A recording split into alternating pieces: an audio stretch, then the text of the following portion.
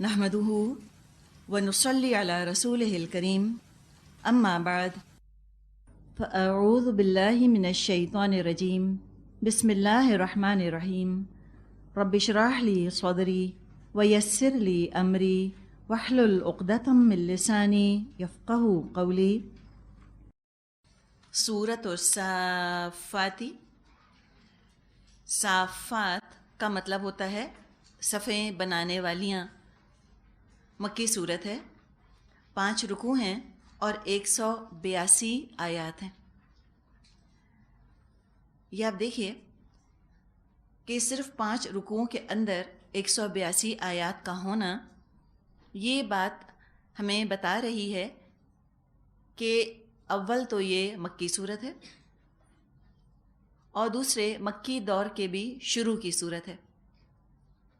جب مکے میں قرآن کا نزول شروع ہوا تو جو آیات نازل ہوئیں وہ حجم میں چھوٹی چھوٹی تھیں، سائز میں مختصر تھیں،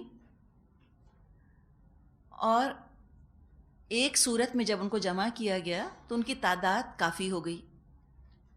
اس کے مقابلے میں مدنی صورتوں میں آیات کا حجم بہت بڑا ہو گیا، آیات کا سائز بڑا ہو گیا۔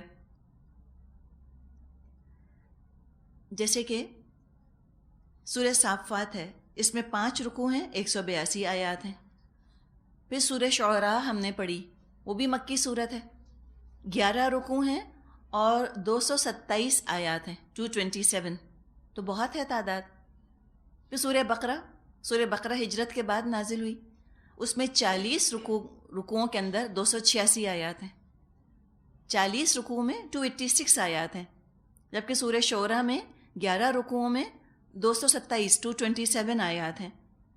تو پتہ یہ چلا کہ ایک رکوع میں آیات کی تعداد زیادہ ہوا کرتی ہے مکی صورتوں میں، سب میں نہیں لیکن اکثر و بیشتر ابتدائی دور کی جو مکی صورتیں ہیں ان کا یہ انداز ہے۔ اور بعد میں مدنی صورتوں میں ایک رکوع میں آیات کی تعداد کم ہو گئی، آیات کا حجم بڑھ گیا۔ یہ جو صورت انشاءاللہ تعالی ہم پڑھیں گے، اس میں آپ کو انٹرنسک میوزک بہت وضاحت کے ساتھ محسوس ہوگا، ملکوتی غنا محسوس ہوگا آپ کو، ڈیوائن میوزک ہے، ردم ہے، پیس بہت تیز ہے، الفاظ بہت خوبصورتی کے ساتھ استعمال کیے گئے ہیں،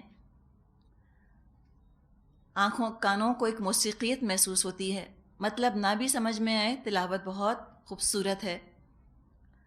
اور والعادیات والذاریات کی طرح یہ ہے، والصافات،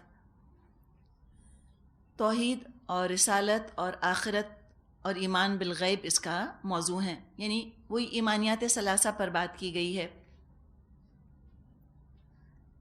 مکے والوں میں جو شرک کی مختلف اقسام رائج تھیں، ان میں سے شرک بالملائکہ کو یہاں پر ایڈریس کیا جائے گا۔ اور صورت شروع بھی اکثر مفسرین کا خیال ہے کہ فرشتوں ہی کے ذکر سے یہ شروع ہو رہی ہے کہ وہ اللہ کی بادشاہت میں شریک کیسے ہو سکتے ہیں، وہ تو اللہ کے غلام ہیں، وہ تو اللہ کے بندے ہیں۔ شروع ہوتی ہے بسم اللہ الرحمن الرحیم، والصافات صفا، قطار در قطار صف باندھنے والوں کی قسم۔ صیغہ تو یہاں پر مؤنث کا ہے، لیکن اس سے مراد لیے گئے ہیں فرشتے، کہ فرشتے صف بناتے ہیں، اس لیے کہ اس صورت ہی میں ہم ان کا قول پڑھ لیں گے فرشتوں کا، کہ انہوں نے کہا کہ وَإِنَّا لَنَحْنُ الصَّافُونَ، اور ہم تو صف بستہ رہنے والے ہیں۔ کچھ لوگوں نے یہاں صف باندھ کر کھڑے ہونے والوں سے مراد لیے ہیں اللہ کی راہ میں جہاد کرنے والے مجاہد، غازی،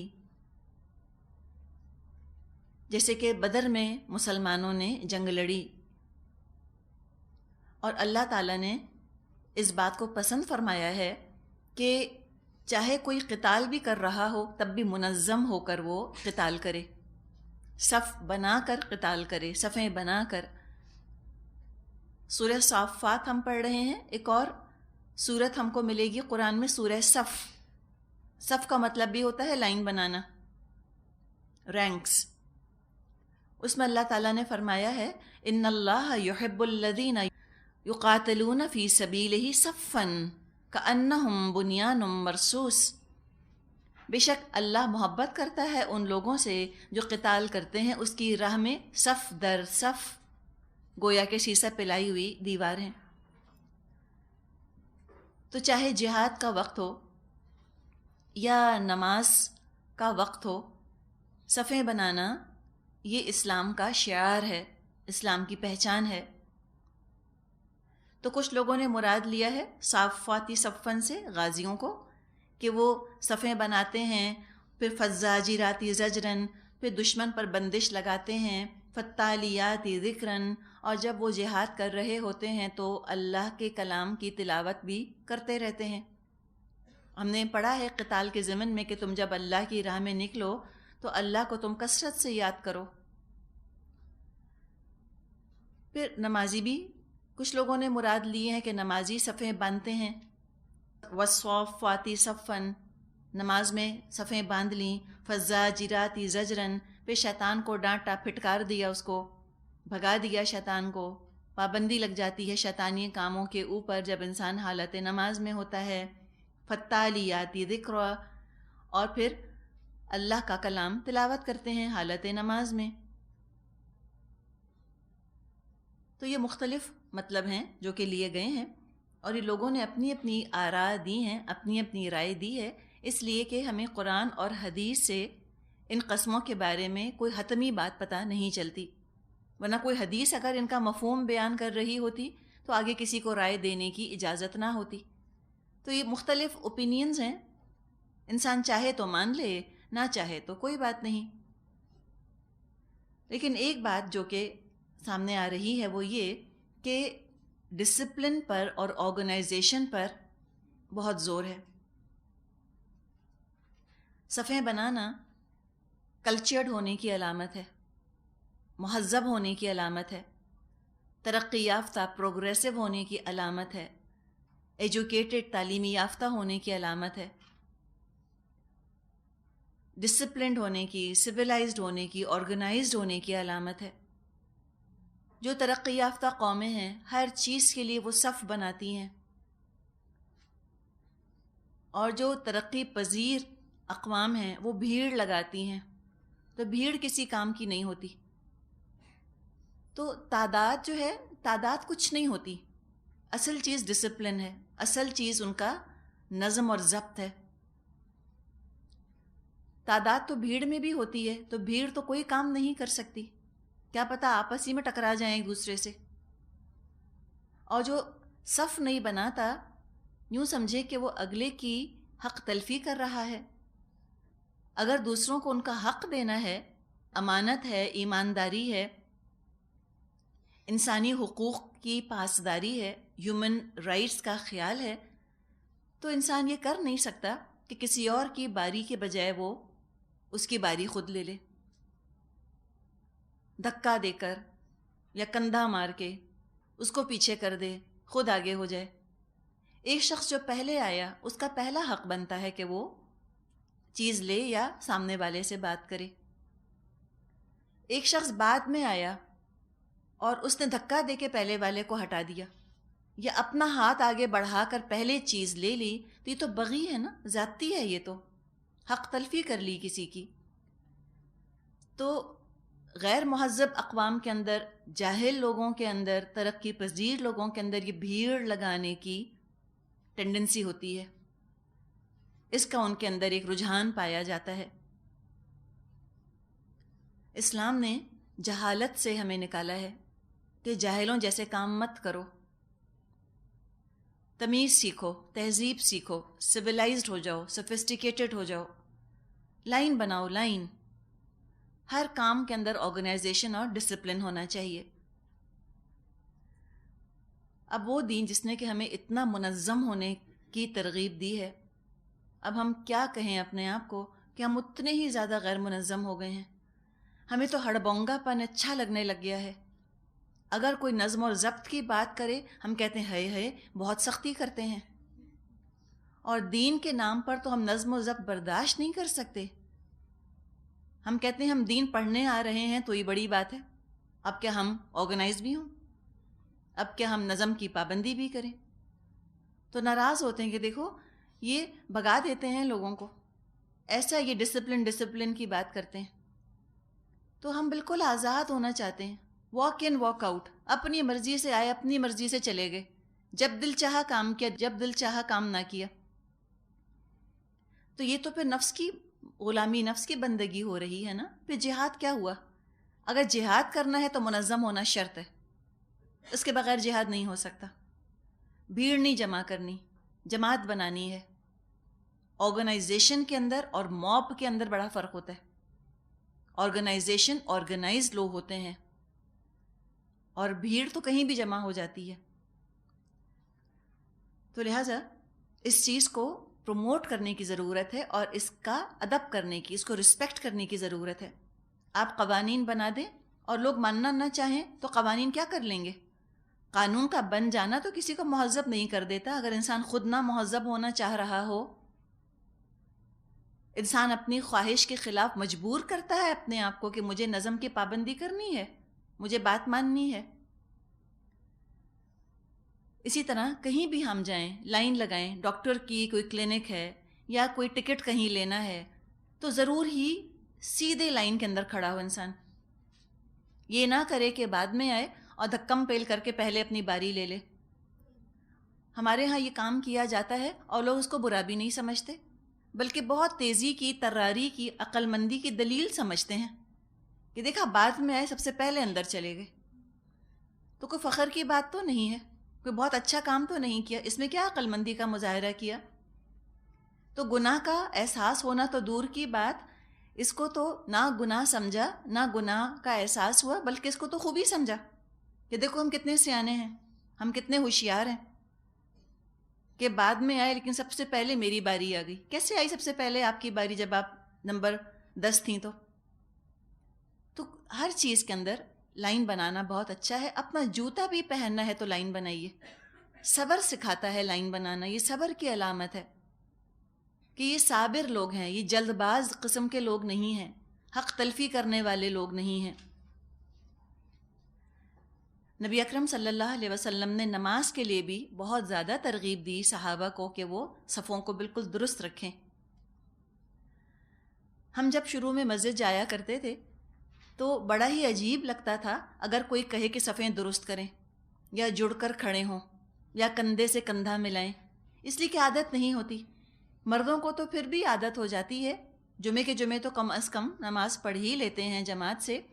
خواتین کا جہاں تک تعلق ہے ان کو بالکل اس چیز کی اہمیت کا احساس نہیں ہے کہ اگر وہ جماعت سے نماز پڑھنے آ رہی ہیں ان کو جڑ کر کھڑا ہونا ہوگا. تو ہم خواتین کی تعلیم کے لیے اس چیز کو بھی عام کر سکتے ہیں، لوگوں کو بتائیں کہ آپ کو لائن بنانی یہ بہت ضروری ہے آپ کے لیے. خانہ کعبہ جائیں، وہاں ہر نماز سے پہلے اعلان ہوتا ہے کہ صفیں درست کر لیں. سووا صفوفکم، وہ کہہ دیتے ہیں کہ اپنی صفیں درست کر لو. سووا صفوفکم کہہ دیا جاتا ہے نا، اس لیے کہ نبی اکرم صلی اللہ علیہ وسلم نے خود بھی اس کا بہت اہتمام فرمایا، اور بعد میں جو خلفائے راشدین آئے انہوں نے بھی اس کا اہتمام کیا. عمر رضی اللہ عنہ نے تو باقاعدہ آدمی مقرر کیے تھے جو صفیں درست کرواتے تھے. یعنی کیا؟ یوں سمجھے کہ گروپ انچارجز مقرر کر دیے تھے. جو ایک لائن ہے، جو گروپ ہے ایک، وہ بالکل درست کھڑا ہو، سیدھے لائن سے کھڑے ہوں. جابر بن سمرہ رضی اللہ عنہ سے روایت ہے، آپ صلی اللہ علیہ وسلم نے فرمایا تم نماز میں اس طرح صف بندی کیوں نہیں کرتے جس طرح فرشتے اپنے رب کے حضور کرتے ہیں. وہ صفوں کو پورا کرتے ہیں اور صف میں پیوست ہو کر کھڑے ہوتے ہیں، یعنی بیچ میں جگہ نہیں چھوڑتے. دیکھیں، ساتھ جڑ کر کھڑے ہونے سے عاجزی آتی ہے، دور ہٹ کر کھڑے ہونے ایک طرح کا تکبر کا سا مظاہرہ ہے. نماز میں تو سبھی ساتھ کھڑے ہو جاتے ہیں، کیا پتہ آپ کے ساتھ جو خاتون کھڑی ہوئی ہیں وہ آپ کے معیار زندگی پر نہیں ہیں، اب ان سے ہٹ کر کھڑا ہونا یہ تکبر ہے نا. یا کہنا کہ بو آ رہی ہم نہیں کھڑے ہوتے ان کے ساتھ، یہ بھی تکبر ہے۔ تو ساتھ جڑ کر کھڑا ہونا یہ بھی نفس کو مارنے والی چیز ہے۔ انسان کی انا جھکتی ہے اللہ کے سامنے، اور انسانیت کی ڈگنیٹی، انسانی وقار کا اس کے اندر ایک تاثر ہے جو کہ مل رہا ہوتا ہے کہ ایک ہی صف میں کھڑے ہو گئے محمود و ایاز، نہ کوئی بندہ رہا نہ کوئی بندہ نواز، کہ سب ایک ساتھ کھڑے ہو جائیں۔ اور الحمدللہ آج ہم کتنے بھی گئے گزرے ہو گئے مسلمان، لیکن آج بھی یہ مظاہرہ ہمیں نظر آتا ہے ہیومن ایکوالٹی کا، چھوٹے بڑے کی سب برابری ہے۔ حج میں جائیں کچھ نہیں پتہ چلتا کون امیر کون غریب، اسی طرح نماز کے لیے مسجد جائیں سب کو اجازت ہے کہ وہ پہلی صف میں آ کر کھڑے ہو جائیں، کوئی ریزرو نہیں ہوتی پہلی صفیں، جو آئے کھڑا ہو جائے، ڈرائیور ہو، خانسامہ ہو، مل اونر ہو، کوئی ہو، جو پہلے آئے گا وہ پہلے جگہ پا لے گا۔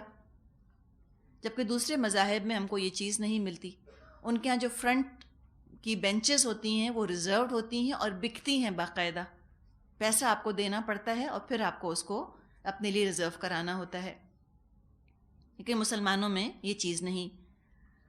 ابو مسعود رضی اللہ عنہ فرماتے ہیں نبی اکرم صلی اللہ علیہ وسلم نماز میں ہمارے کندھوں کو ہاتھ لگا کر فرمایا کرتے تھے، سیدھے رہو، آگے پیچھے مت ہو، ورنہ تمہارے دلوں میں اختلاف پیدا ہو جائے گا۔ یہ مسلم اور نسائی میں حدیث موجود ہے۔ تو فرمایا والصافات صفا، قطار در قطار صف باندھنے والوں کی قسم، فالزاجرات زجرا، پھر ان کی قسم جو ڈانٹنے پھٹکارنے والے ہیں۔ زجرن کے معنی ہوتے ہیں روکنا، ڈانٹنا۔ تو زیادہ تر مفسرین نے مطلب یہ لیا ہے کہ فرشتے شیطانوں کو آسمان تک پہنچنے سے روکتے ہیں، اس کا خاص انتظام اللہ تعالیٰ نے کر دیا ہے جس کی تفصیل کے آگے آ رہی ہے۔ تو شیطانوں کو روکتے ہیں، زجرن روکنے کے معنوں میں، اور زجرن اگر ڈانٹنے کے معنوں میں لیا جائے تو مطلب ہے کہ یہی فرشتے تھے جو کہ قوموں پر پہلے عذاب لایا کرتے تھے، تو اس طرح کی ڈانٹی ہوتی تھی عذاب، اور جان نکالنے کے وقت بھی یہ کافروں کو ڈانٹتے ہیں۔ فالزاجراتی زجرن، پھر ان کی قسم جو ڈانٹنے پھٹکارنے والے ہیں۔ فالتالیاتی ذکرا، پھر ان کی قسم جو تلاوت کرتے ہیں ذکر کی، یعنی اللہ نے آسمانی کتابوں کے ذریعے جو کچھ نازل فرمایا ہے وہ ان کی تلاوت کرتے رہتے ہیں، یا ہو سکتا ہے کہ فرشتے ہر وقت اللہ کی حمد اور ثنا کرتے رہتے ہوں۔ سورہ انعام کے بارے میں آتا ہے کہ 70,000 فرشتے اس سورت کے ساتھ آئے تھے۔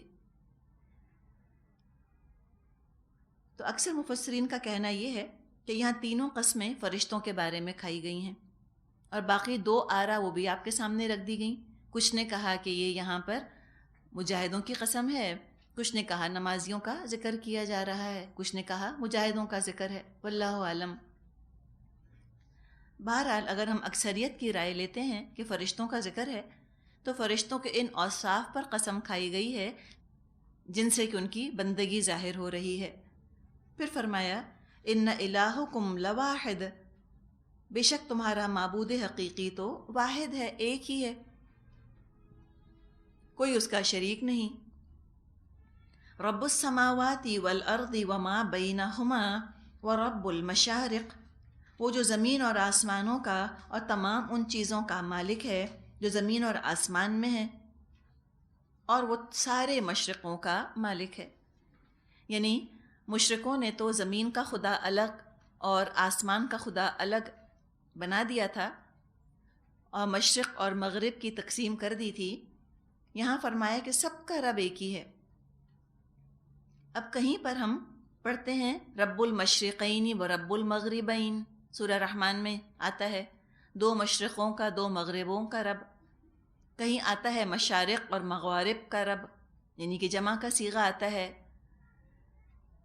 تو مشرق کی بات اس لیے کی گئی ہے کہ مشرق جو ہیں وہ کچھ ایسے بھی تھے جو سورج کی پوجا کیا کرتے تھے، اور وہ سورج جو ہے وہ مشرق سے طلوع ہوتا ہے، تو مشرق کی سمت ان کے لیے خاص طور پر معزز ہو گئی تھی، خاص اس کے اندر سینکٹیٹی شامل ہو گئی تھی۔ تو یہاں پر چاہے مشرقین ہو یا مغربین، مشارق یا مغارب، بات اتنی ہے کہ ہر چیز کا مالک اللہ ہے، تم ان چیزوں کو مت پوجو، اللہ کو پوجو۔ اب جہاں تک یہ بات کہ مشرق تو ایک ہی ہے تو مشارق کیوں کہا گیا، وہ تو ہم نے پہلے بھی پھر بات کی تھی کہ جب کل سورج طلوع ہوا تھا، کل کی تاریخ جو گزر گئی، ہم کائنات میں جس مقام پر اس وقت تھے، آج ہم کائنات میں اس مقام پر نہیں، ہم تو کئی میل آگے آ چکے۔ تو آج کا سورج جب طلوع ہوا تو وہ ایک نئے مشرق پر طلوع ہوا،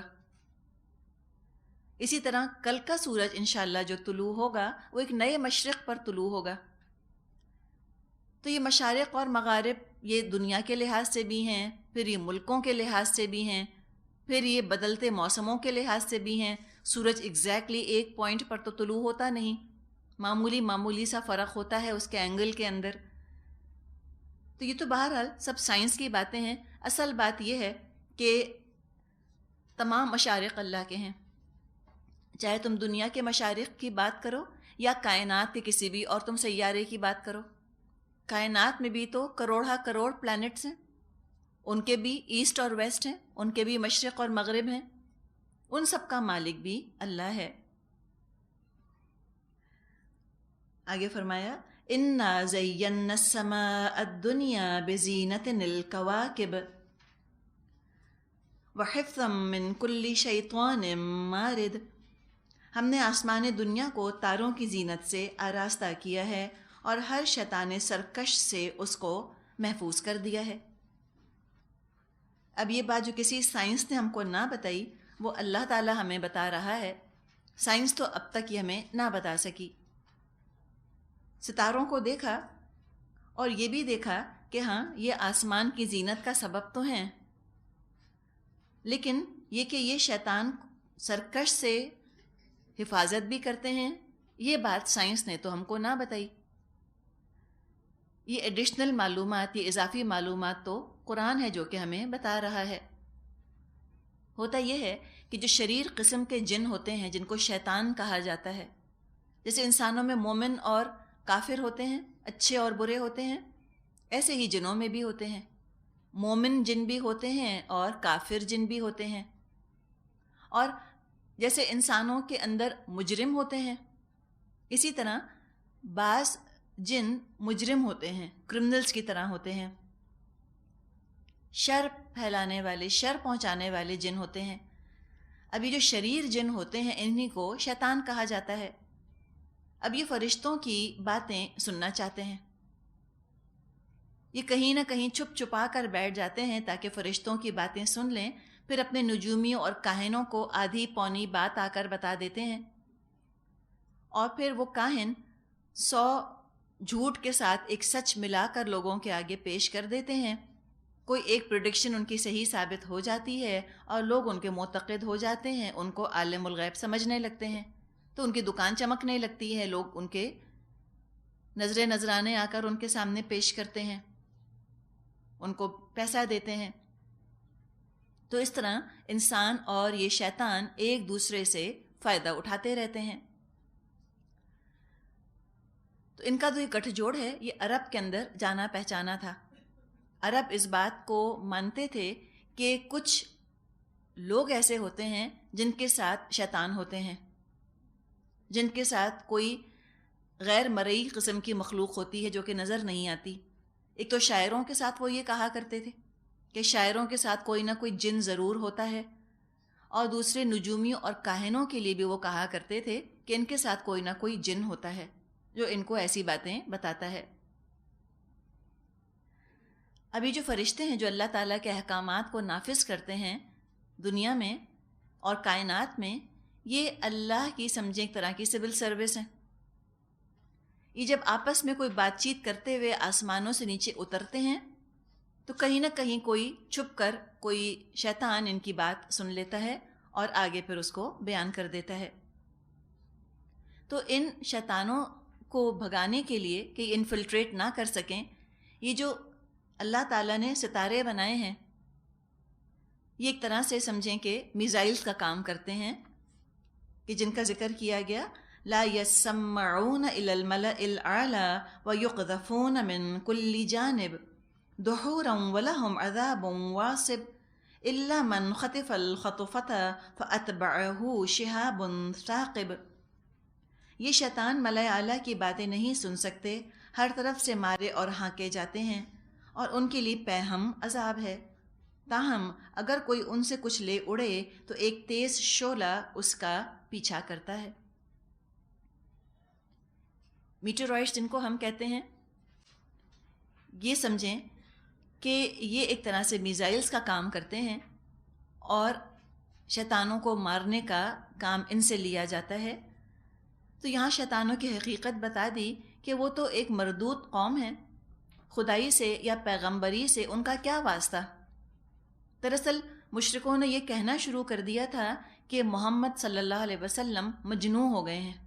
مجنون کیا مطلب؟ کہ جن پر کوئی جن آ گیا ہے.